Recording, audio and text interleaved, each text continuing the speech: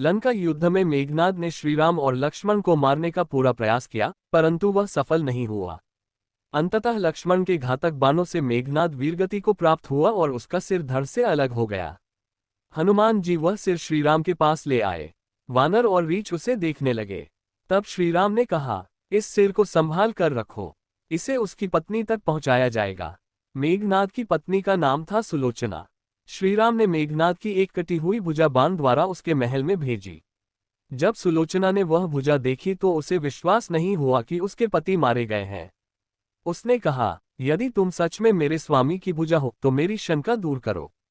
तभी वह कटी हुई भुजा हिलने लगी।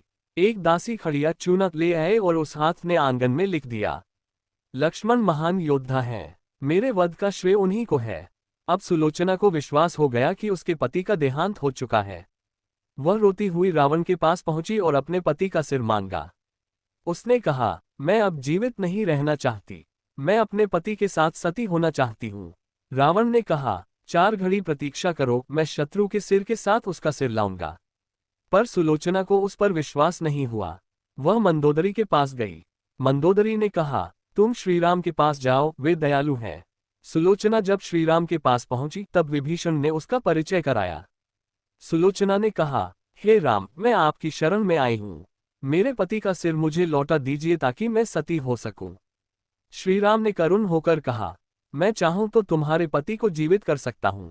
पर सुलोचना बोली, नहीं प्रभु, मैं नहीं चाहती कि वे फिर संसार के कष्ट भोगें। श्रीराम के आदेश पर सुग्रीव मेघनाद का सिर ले आए। पर सुग्रीव को संदेह हुआ, कटा हुआ हाथ कैसे लिख सकता है? मैं तभी मानूंगा जब ये कटा हुआ सिर हंसे। ये सुलोचना के सतीत्व की कठोर परीक्षा थी। उसने उस कटे हुए सिर से कहा, हे स्वामी, शीघ्र हंसिए, नहीं तो लोग सत्य नहीं मानेंगे। इतना कहते ही मेघनाद का कटा हुआ सिर जोर जोर से हंसने लगा। सभी आश्चर्यचकित रह गए। सुलोचना अपने पति का सिर लेकर चली गई और सती हो गई। कहानी का संदेश, पतिव्रता नारी की शक्ति अद्भुत होती है। सत्य को कोई झुठला नहीं सकता। प्रेम मृत्यु के बाद भी जीवित रहता है।